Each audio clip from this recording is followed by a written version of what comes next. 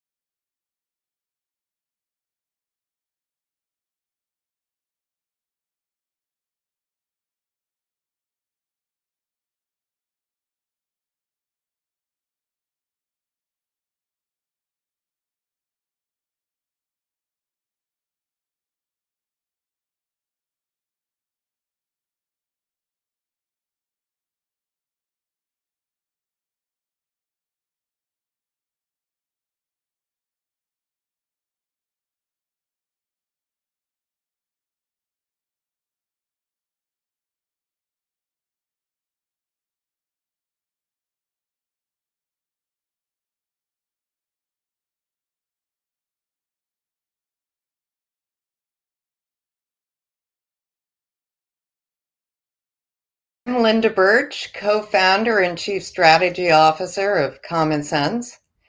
Common Sense is a nonprofit organization dedicated to improving the lives of kids and families by providing the trustworthy information, education, and independent voice they need to thrive in the 21st century.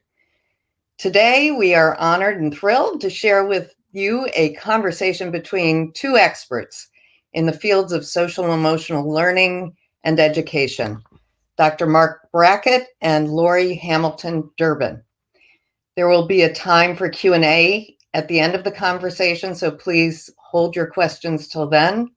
The Common Sense team will be moderating the chat and providing links to resources throughout the conversation. And now I'd like to introduce our speakers. Dr. Marc Brackett is the founding director of the Yale Center for Emotional Intelligence and a professor in the Child Study Center at Yale University. His research focuses on the role of emotional intelligence in learning, decision-making, creativity, relationships, health, and performance. Marc is the lead developer of Ruler, an evidence-based approach to SEL that has been adopted by over 2,500 schools across the United States and in other countries. Lori Hamilton Durbin is the head of school at the Town School for Boys in San Francisco. She is the first female head of an all-boys NAIS school in the US. And prior to coming to town in 2017, she worked as the middle school director at the Dalton School in New York City. She has worked in academic schools with distinct missions, where the emphasis has been on teams working together to create an outstanding educational program for the growth of every student. Lori currently serves on the board of directors of the International Boys School Coalition, Marin Academy, and the Common Sense Media Bay Area Council. At Common Sense, we are huge fans of both of these leaders. So, Lori, let me turn it over to you to have this conversation. Great. Thank you so much, Linda. Nice to see you too, Marc. I think maybe let's just start with the basics, Marc. Why do emotions matter? And maybe you could talk a little bit about some of the scientific foundations of emotional intelligence and then your work at Yale and the Ruler program, just so we can start with the fundamentals tonight. Well, that's going to take the whole hour. We've got more questions, though. So, it's oftentimes that we have, people, they say, well, this is all soft stuff, isn't it? Touchy feely stuff. And what I'm going to argue is that it's just the opposite, that emotions are the drivers of almost everything that's important in life. So first, emotions drive our attention. So I can ask all of you right now, how are you feeling? And the emotion that you're feeling is going to tell me whether or not you're present or not. If you're very stressed out, your brain is probably preoccupied with things like survival or, the next thing that you have to deal with. If you're feeling curious, well, that is going to tell me that you are more engaged. So we know that emotions drive attention. I think right now, during these very challenging times, people who didn't know that emotions mattered really know. I'm thinking of one father who reached out to me recently, And he goes, I'm a lawyer, I'm a father, I'm the tech coordinator for my kid's school now. I'm also the cafeteria worker and the custodian. He's like, I don't know. I'm like overwhelmed and freaking out. And I said, well, maybe you could look at it in a different way. Think about it. You're like super talented. I'm not sure he appreciated that, but I'm sure many of you can relate. So we know that emotions drive our attention and learning, decision making. How many of us have had some bad choices over the last couple of months, right? We often think that we're rational creatures, but our emotions play a role in almost every decision we make, from the way we evaluate things to our everyday choices. The third is relationships. How we feel drives the quality of our relationships. How we feel on the inside, whether you wake up feeling down or kind of overwhelmed, it drives whether or not you want to get out of bed in the morning. When you walk into a Zoom meeting and you're looking at people's facial expressions and they all look bored or whatever feeling, right? It's information. It's saying approach, avoid, approach, avoid. The fourth has to do with our mental health. I think we now know more than ever before how important our emotional health is. And then finally, I think for a lot of parents who are listening, is that emotions are the drivers of our creativity and our everyday performance. We say that emotions are the fuel of creativity, but that our emotional intelligence is what's behind whether or not that creative process leads to a product. So let me stop there, Lori. Maybe I can embellish a little bit or whatever you like. No, that sounds great. Maybe share with us a little bit about then how Ruler came to be. And I think in particular for parents that are here on this call, tell us a little bit more about, now that we know that emotions matter so much, what should we be doing about it? How do we grow our muscles in terms of expanding our own emotional intelligence in order to support the kids in our lives? Great. So it's interesting, historically emotions were seen as like idiosyncratic impulses, even companies today like leave your emotions at the door. Well, emotions always have a seat at the table, the kitchen table, the boardroom, every meeting. And so the big question that we have as scientists is how do you use your emotions wisely? Because we all know what it's like not to use our emotions wisely. How many parents can relate to messing up a little bit over the last couple of months with their feelings? Like you said something you regretted, whatever it might be. So emotional intelligence is a set of skills that helps us to use our feelings wisely. And there are 5 skills. The first is recognizing emotions. How am I feeling? How are you feeling? How am I feeling based on my kind of physiology and what's going on in my head? How are you feeling through my observation of your facial expressions, your body language, your vocal tone, your behavior? The second skill is understanding emotion. What's causing my feelings? Where are they coming from? What's the difference between the feeling of anger and disappointment? Do you know that I've asked well over 1 million people that question in my career, and less than 1% really understand the psychological difference between anger and disappointment? I'm not going to say the answer to that right now. Maybe you're wondering. That leads us to labeling our feelings, being precise in terms of, is it anger? Is it disappointment? If it's disappointment, is it extreme disappointment and hopelessness? If it's anger, what kind of anger is it? Is it enraged or just peeved? So the R, the U, and the L of Ruler are the skills that help us to identify our own and other people's emotions. Then the question is, right, what do I do with these feelings? Do I express them? Do I feel safe at home, at school, at work to be my true, full feeling self? In this book that I just wrote called Permission to Feel, I talk a lot about that we have to be given the permission to feel as kids, right? Think about it. If our parents are uncomfortable, expressing their feelings, they're teaching us not to express ours. So that's the expression of emotion. There's lots of variables that get involved in expressing emotions, like power, race, ethnicity, our own personalities. And then finally, I think the one that many parents come to these webinars for is the regulation of emotion. What are the strategies that we use to deal with our feelings, from down regulating kind of when we're really tense and overwhelmed, to reducing other emotions to initiating the emotions that we want to have. And what we found in our research is that that particular skill of emotion regulation is critically important for almost all aspects of our life, but especially right now, our well-being. So if I'm a parent then, I'm working on building that skill, how would you encourage me to practice? What are some examples of situations where you would say, hey, that's your moment to try exercising so that you're building out that skill? It's a great question. So I think let's stay together now. If whoever's our behind the scenes camera people, would you mind keeping us together? So, firstly, Lori, ask me how I'm feeling. Which, by the way, we probably should have started with that, by the way, just to let you know. How are you feeling, Mark? Fine. Doesn't tell me very much, Mark. Exactly. Now ask me again. How are you feeling, Mark?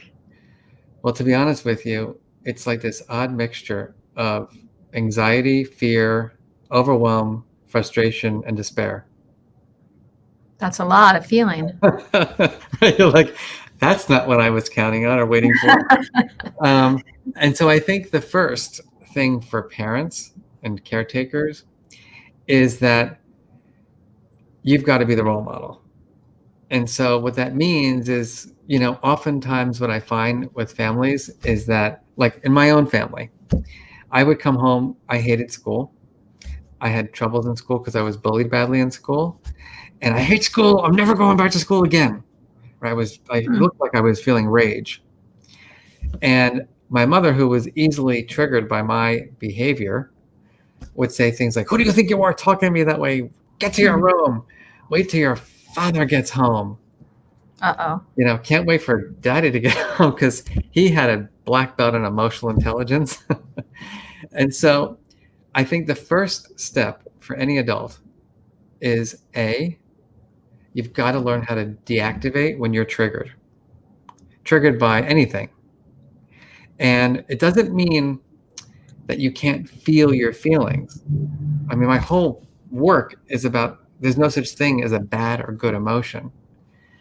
But what's important is that the parent has to learn how to not react, but more respond to their children's feelings. Mm-hmm. And that means maybe it takes taking a step back. Maybe it's just saying like, wow, in your head. Maybe it's saying, Mark, come on, Mark, you can do this. You can get through this. Don't let this get to you. Come on, Mark, you can do it. Like a little self-talk. Maybe it means doing a breathing exercise. Whatever it takes in order to deactivate.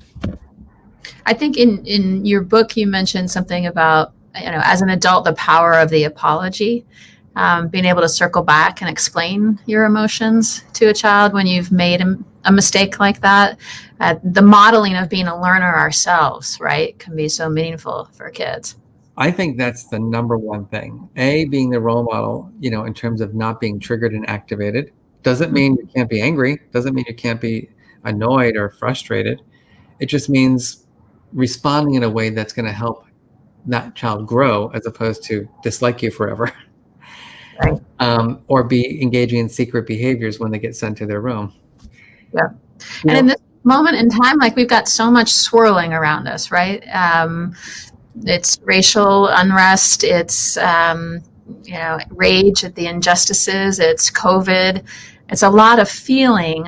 Where do you find the balance between, regulating that feeling versus creating bubbles for kids that are artificial? Like, how do we navigate that as parents? So I think, Laura, the first thing, gets at the title of my book, which is permission to feel. You have to give yourself the permission to have all your feelings. I'm going to say it like 300 times. There is no such thing as a bad or a good emotion. Emotions are experiences, and we have to value and cherish them all. And so when you have that mindset around your feelings, you're not like trying every day to be happy, because that's like really weird. I mean, maybe it's really weird in general, at least for me. But in these times, like, it's rough, and let's just admit it and not be weird about it. Let's just accept the fact that we're going to be feeling, uncomfortable feelings. but we don't have to allow those feelings to have power over us. I think that's the most important thing. And to me, I just think that if everyone left here tonight just understanding that basic principle of accepting all emotions and not judging them, and I also talk about being an emotion scientist versus an emotion judge.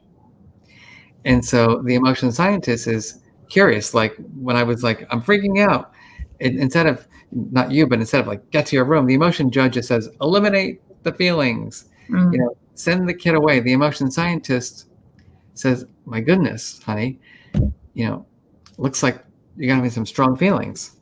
Let's talk about it. Let's talk about it.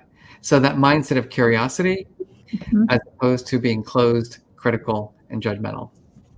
Yep, making the space, so to speak. I love that. As a school who recently made the decision to sort of adopt some of the ruler methods, one of the things I appreciate is that it's evidence-based. And as you said, oftentimes, SEL programs get critiqued for being soft and squishy. Could you just talk a little bit more about the research behind the ruler method and why it is that it is something that continues to evolve? So ruler is both a set of skills, meaning recognizing, understanding, labeling, expressing, and regulating emotion. But it's also the name of our center's approach to teaching social and emotional learning. And briefly, I got involved in this work because of my own challenges in life. I had abuse, sadly, in my childhood. I was bullied horrifically in school. I was not a good learner. Even though, I'm a professor at a place like Yale, so I've got some cognitive abilities, but I couldn't learn because my emotions back then were taking over my cognition because I had no strategies. I had no skills. And I was blessed to have an uncle who was a teacher in middle school who was writing a curriculum to teach kids about their feelings. And by some wave of a beautiful magic wand, he would stay with my family on weekends because he was getting a graduate degree in the town where I grew up. And I share this because the beginning of Ruler was when I was 13 years old. And my dear Uncle Marvin sat with me in my backyard when I was struggling immensely. And he asked me that simple but yet profound question, which was, Mark, how are you feeling? And he didn't say things like my mother would say, unfortunately. My mother was very anxious. Oh my goodness, what's happening? I'm gonna have a nervous breakdown. So she couldn't handle my feelings. And my father was a tough guy from New York, and he'd say, son, you gotta toughen up. Uncle Marvin wasn't afraid of my feelings, nor did he tell me to, get some grit, and suck it up and toughen up. What he did was he listened. He listened with a compassionate lens that I've never seen since. And he asked questions. He was that compassionate emotion scientist who tried to learn how I was really feeling, which was angry and alienated and lonely and sad. And then when I told him how I felt, he didn't say anything other than, let's work on this together. Let's figure this out. He let me know early on in my life that my emotions were not permanent, that they were temporary experiences that could be dealt with. And so that inspired me to become an expert. And honestly, when I graduated from college, I majored in psychology. Then I went to graduate school and was very fortunate to get a doctorate with the founders of the theory of emotional intelligence. And I worked with my uncle to build the initial version of Ruler, which was for middle schools. And then we failed. We failed because we were only focused on kids. And what we realized quickly was that the adults who were raising and teaching kids just didn't have the emotion education that they needed to implement. And so going back to your question again, Lori, what we learned is that to do this work well, all the people who are supporting a child's development have to be trained in emotional intelligence so that they can be the best possible role models. And that alone is taking 50% of the work. And then you implement at the classroom level. And so that's our model. It's a big task, a lifelong journey for each of us, right? I think, sometimes emotional intelligence programs or systems are critiqued for really only applying to one demographic or another, and sort of being culturally irrelevant at times. And I think in this moment in time, when we're all looking, hopefully, for ways to create bridges and, move against the injustices and make that human connection even warmer and stronger, how do you see the ruler method fitting with that? And is it something that you feel can be universal? The skills are universal, for sure. Everybody needs to be self-aware, right? All people need to be able to read emotions, because emotions are universal signals that ensure our survival. The problem is not in the skill, it's in the implementation of the work.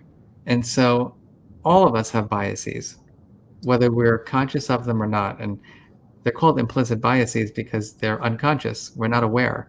Right. Every one of us has grown up in a society where there are messages that certain things are good and certain things, are bad.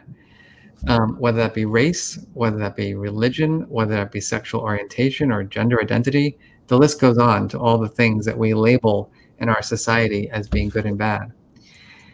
And unfortunately, oftentimes that can play out or show up, in the delivery of social and emotional learning. And so a big part of the training is to support educators and parents in understanding these biases. So for example, I talked about recognizing emotions, reading facial expressions. We do know from research that there is a within group bias, meaning that just using white and black as an example, white people are the majority in our country, and white people are more accurate at reading other white people's facial expressions. And they make more errors in reading other people's facial expressions, whether it be black or Asian or, different. And we know that from research. Is that what you're saying? We do know that from research. Yes, that's been shown empirically. And so what that means is that we have to be really mindful when we are, attributing emotion to children, to make sure we really know, that culture, we really know that child. And so one of the things that we always say is that behavior does not correlate with feeling. Mm-hmm. And I think that's a super important thing for everyone to know. Absolutely. I may yell and scream and stomp my feet, and you're like, oh, Mark's angry. The truth is, I did that as a kid because I was being bullied, and I would go home and I hate school. And my mother would think I was angry. But what I was really feeling was shame and fear. But I was never asked how I was feeling in a way that made me really understand my feelings and share them accurately. And therefore, I was never given the help that I really needed.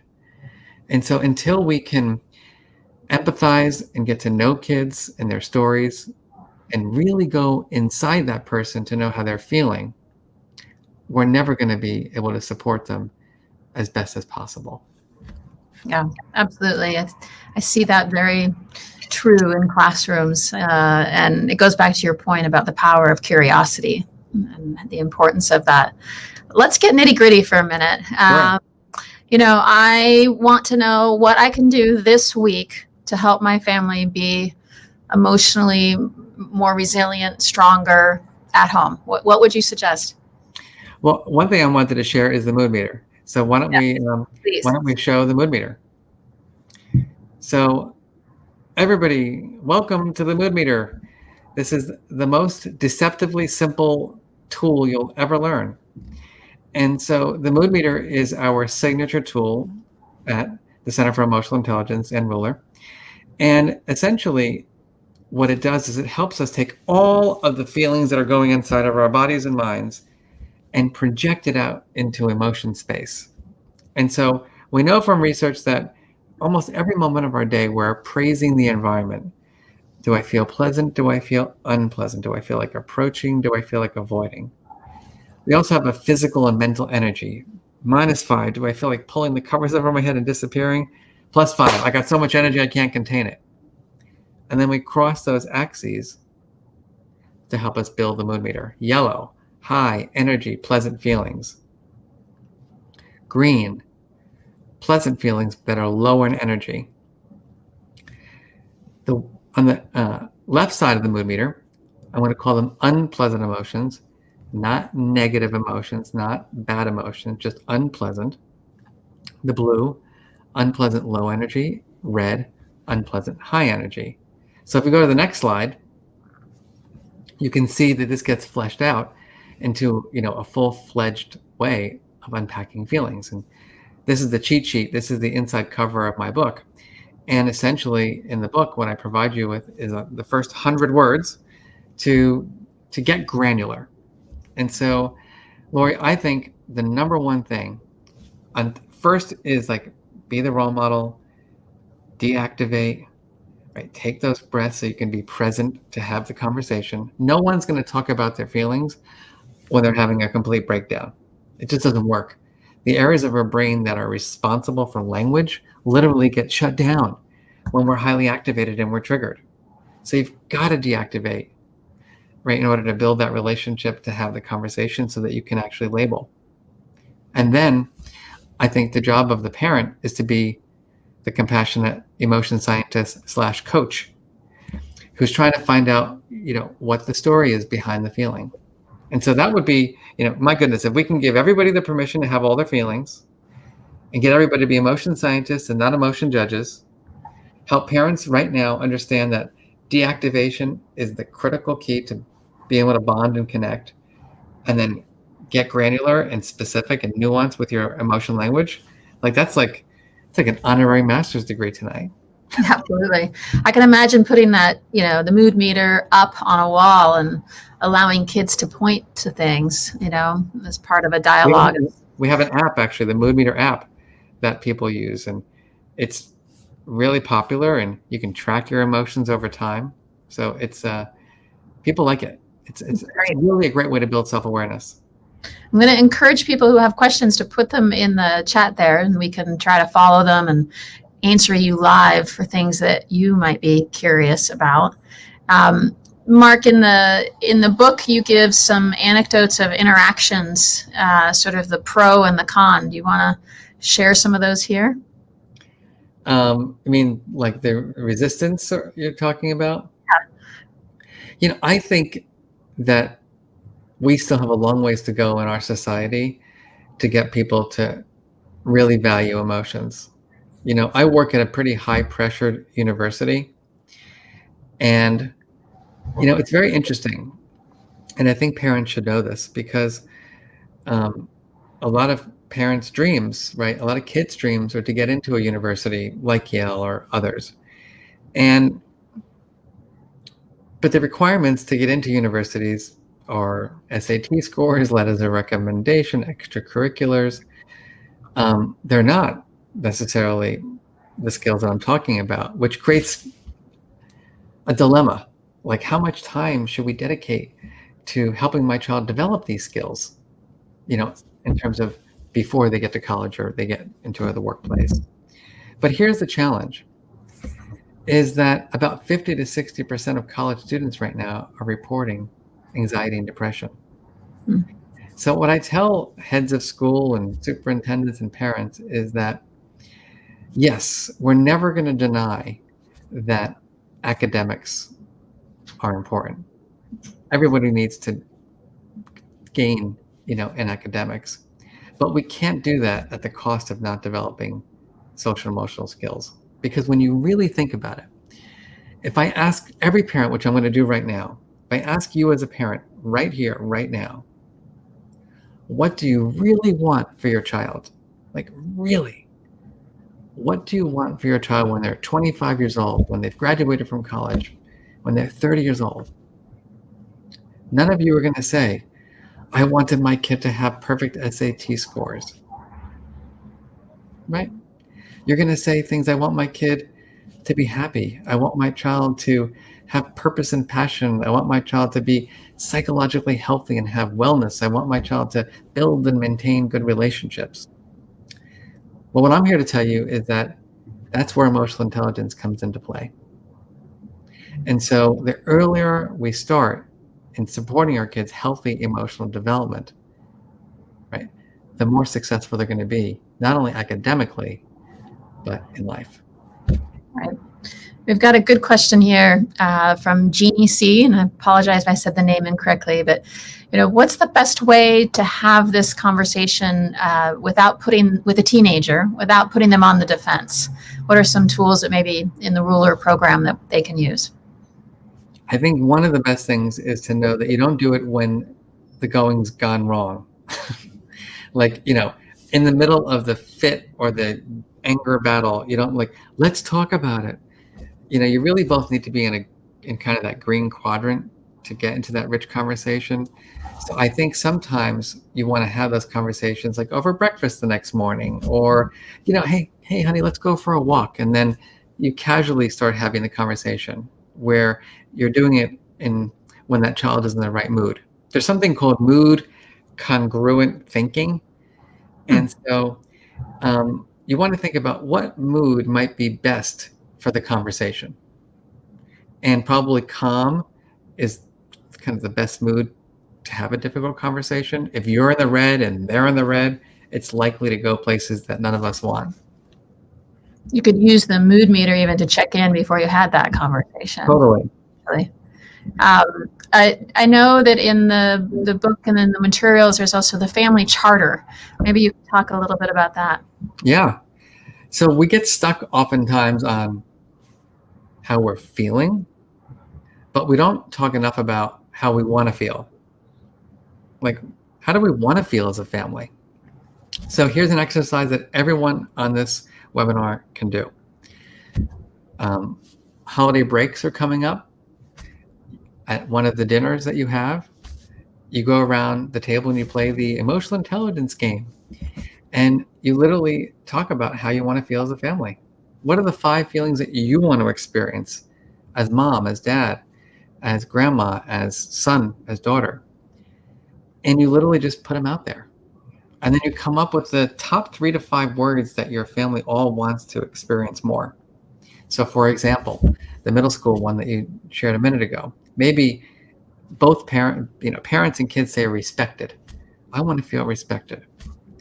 Then you have conversations around, all right, what does that look like? So for the middle school student, respect might mean, can you just please knock on my door before you enter my bedroom, mom, dad? Like, they want privacy. They want, their sacred space. And for the parent, respect might mean like, please just come down for meals when I say it the first time, not the 15th freaking time. And so you kind of create an agreement in your family about how you'd like to feel and then what that will look like. And the best thing about it is that you do it together and you agree on it. So it's not like a top-down kind of rule-driven home. It's more about what can we do as a family to build the most positive emotional climate. Great. You're not reacting in the heat of the moment either then and trying to convince them that that's what you want, right? They get to collaborate with it. There's a question here about whether or not ruler is in any Canadian schools. We are all over Canada, from Toronto to New Brunswick to Vancouver. That's great. Yeah. I wonder, here's an interesting question. So how might adults do better at giving kids the permission to feel, even though we might not have, or they might not have the answers or the solutions in that moment? Like, when do we know how to listen versus when to take action? I say, my mentor, who is this 80-year-old former business person, he says, Mark, here's the one thing that I'm going to teach you, and that it's like the rule. The leader is always listening. Like, the real leader is the listener, not the speaker. And I really take that to heart for the work in parenting as well. The more you listen, the more you learn, and the more you learn, the more you can support. So I just say, spend more time listening, less time knowing. And importantly, when it comes to helping your child find strategies that work for them, it's the same process. It's like asking them what their needs are and trying to find ways to support them in using strategies that work best for them, as opposed to ones you think they should be doing. Great, thank you. I'm looking at the chat here for a couple more. There's one here, there's a lot that's happening right now in the way that parents are doing a lot of things for their kids. And there's a lot of pressure within that. What would you say, how do parents back away in this moment in time, even as we're sort of needing to be super present for the kids? I think that's a great kind of example of the charter, right? You build your family emotional intelligence charter, and you create those opportunities for space. Like, I want to feel, not respected is not the word. I want to feel, valued, or maybe we want some autonomy in our household, and just create the boundaries for that and the space for that. Mm-hmm. I think that can be, extremely helpful. Can you oh, sorry. No, please go ahead. I was just say, make it approachable for a family with real young kids. Like, right, young kids are not going to be able to necessarily navigate a charter discussion, but what's a pathway towards building that capacity? Yeah, so it's being honest and open. Firstly, I think, one thing I wanted to mention is that I'm going to say the absolute best. I think everything's the absolute best. Another fantastic way to help your child develop these skills is for you to talk through how you're processing and dealing with your feelings. So I'll give you an example. I'm a dad, I'm at work, and I've had a huge fight with one of my colleagues. I'm angry, I'm annoyed, I said something that I regretted, and I have a kindergartner. And so I come home and I'm frustrated.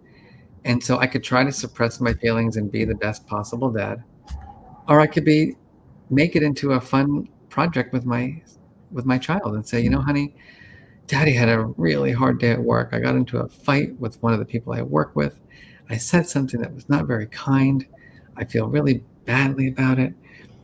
And, I'm thinking about what I can say tomorrow to help us, become friends again. And you see how, in that moment, what I did with my son is A, I modeled how I felt. B, I modeled why I feel the way I feel.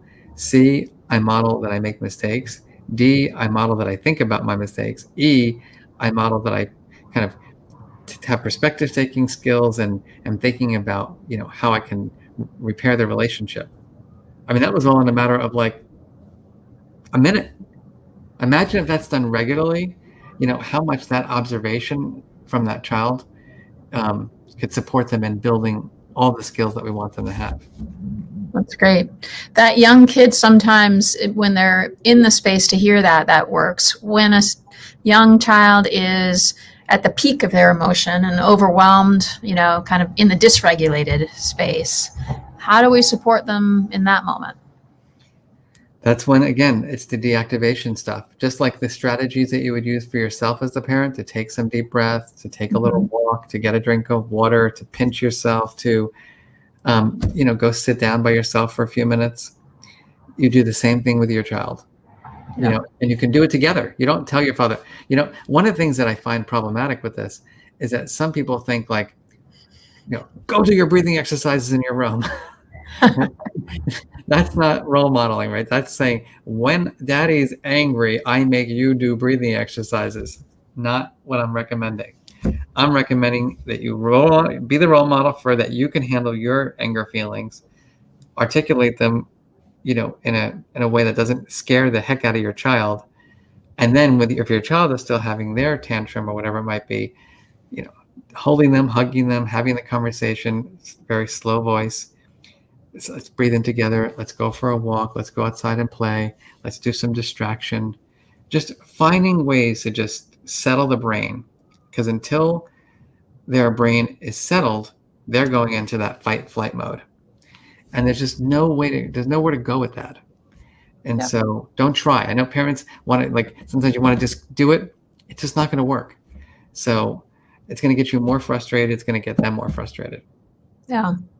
I appreciate that there's a question in the chat here about from a parent that says, if you don't have experience with emotional intelligence, what's the best way to begin to understand it so that as an adult you can help your child? Read the book? I think I hate to be such a shameless self-promoter, but I think, you attended this webinar. Congratulations. Yeah. I think, I wrote my book for parents and teachers to really understand the science and the practice of emotional intelligence. So just getting a grip on these concepts. And I want to go back, I asked a lot of parents to fill out some surveys, before tonight's webinar. And going back to the parent who kind of gives themselves and others the permission to feel, what were the characteristics that people wrote about? I think it's really interesting. One, the number one word was compassionate. The second one was empathic. The third was non-judgmental. The fourth was accepting. The fifth was providing unconditional love and support. So think about that. Empathic, compassionate, non-judgmental, accepting, unconditional love and support. Like, if you go through your day and life as a parent with that mindset, my hunch is that emotional outbursts are going to be slowing down. As a matter of fact, one of the exercises that we do in our work is have parents think about their best selves. And so I think a lot of these adjectives that I just shared are in many ways parents' best selves, right? I want to be more compassionate, empathic, non-judgmental, accepting, providing unconditional love and support. Think about if, you've had a rough day at work, and before you, in the traditional kind of way, before you enter your home, you say, wait a minute, Mark, wait a minute, Lori, right? Your ideal self is loving, caring, compassionate, empathic. How that might change everything in terms of your interactions with your children. That self-talk, so to speak. Yeah. A question here about, how do you get teen boys to open up about their emotions when it seems like they're pulling back and they want to just answer things like, oh, I'm okay, I'm just tired. Do you go at that head on, or what strategies would you advise, whether it's a boy or a girl who is just not as willing or open to having that dialogue with an adult? So sometimes it's hard, like if you haven't done this for like the first 13 years, you can't just like jump right in, right? That's a lot to ask. So I think, starting to have conversations about characters in books, characters in TV shows and movies is really interesting, talking about your own experiences. And then, I think referring to the day. So instead of asking your child right in the moment, like, how are you feeling right now? You might say, so tell me about science class today. Tell me about math. Tell me about social studies. Tell me about phys ed. Tell me about this. What went well today? What was a low today in school? Oh, really? Tell me more about that. And it just, you don't want to be prying and digging, but you want to really show your curiosity. Yeah. I find too that when there's a, authentic connection with something that they really care about, if you can find the entry point, whether that's through, the video games that they're playing, sometimes it can lead to the conversation that you wish you could have had. But you meet them where they are first and talk about the books that they're reading, or, and then talk about a character in the book or a person on the movies and their reaction and their thoughts on it. And sometimes the externalization will allow and afford for the conversation in a way that the direct approach won't. As somebody who works with middle school kids and right now with middle school boys. So I think I want to just mention something that I think is important for everybody to know. Biologically speaking, boys are not more shut down than girls to talk about their feelings.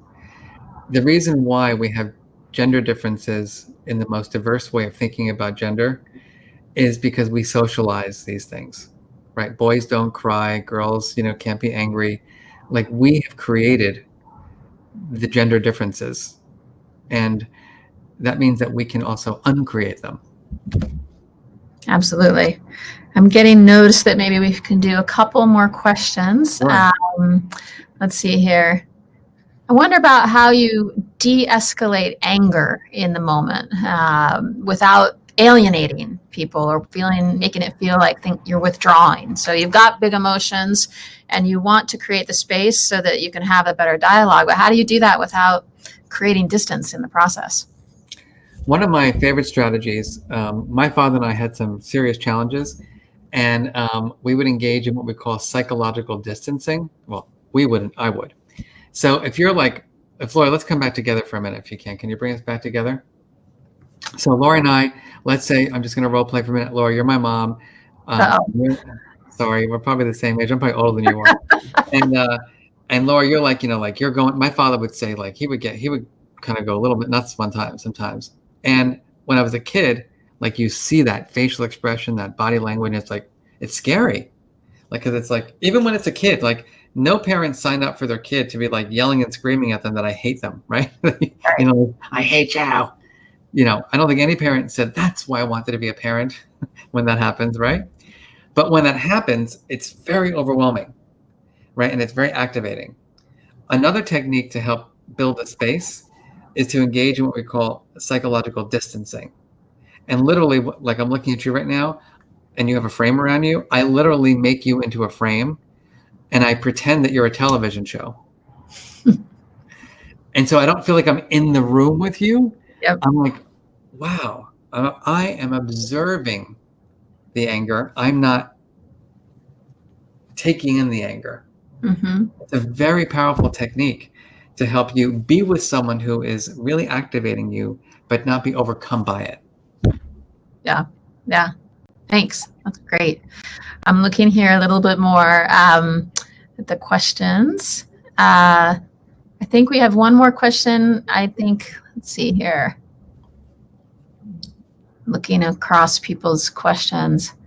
Or is there anything specific? Oh, here we go. How do you know when you need to shift from sort of these conversations with a kid versus where you really probably should be thinking about moving into working with a professional around depression and anxiety?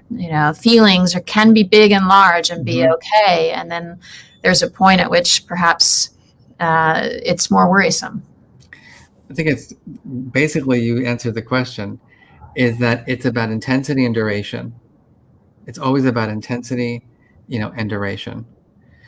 So if it's a strong feeling that's lasting, more than a week or 2 weeks, it's no longer, you need expert help to support you. I think, Lori, since we're going to wrap up in a minute, maybe I should give people like my final, little take home. How do you feel about that? Do it. Sounds good. Yeah. I also want to show people, if we can, just some way they can get more information. I don't know if there's a slide that you can put up. So just for those of you who are here, that's if you go to my website, just as marcbrackett.com, you can sign up for an SEL course that we're going to make available for free to everyone across the United States this December. You can learn more about lots of things. And so I think, as I said earlier, step one, give yourself and give your kid the permission to feel all emotions. Step two, strive to be the emotion scientist and not the emotion judge. Step three, right, build these skills, like work on your ability to recognize, understand, label, express, and regulate, and be kind to yourself, because you're going to fail a lot. And it's okay. That's why there's forgiveness, self-forgiveness. That's why we apologize.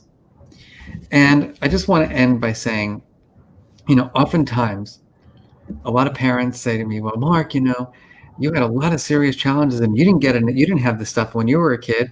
And, you turned out to be okay. So why do we have to do this now? Why can't we just focus on academics? And my answer to that, firstly, I hate when people do that. But I think more importantly is that, A, when I was seriously struggling with depression as a kid and anxiety, my parents did get me a therapist. B, I had Uncle Marvin. There's nothing like having an Uncle Marvin in your life, that compassionate emotion scientist. C, I got involved in the martial arts and became a martial arts teacher. I have a 5th degree black belt now. D, I went to college and learned psychology. And E, I have a PhD in psychology and spent my whole life understanding emotions and teaching emotional intelligence. So my goodness, I put a lot of effort into my own emotional health and wellness. And when I walk around our nation and I go to some of the best private schools, public schools, I always ask myself the question, is every kid that I'm observing going to have that opportunity? Are they going to have all those resources to ensure their healthy emotional development? And I'm just not sure we're there yet. So I want to end by saying, I believe it is our moral obligation to support children in developing these essential skills, these foundational skills for life, which means that it is our moral obligation as the adults who are raising kids to learn these skills and be the best possible role models. Absolutely. We thank everybody who showed up tonight for this as a good step towards that, because the adults have to engage. But thank you, Marc, for sharing with us, and say good night to everybody. Thank you for showing up. Thank you, Common Sense, for sponsoring us. Thank you, Common Sense. Thank you, Linda.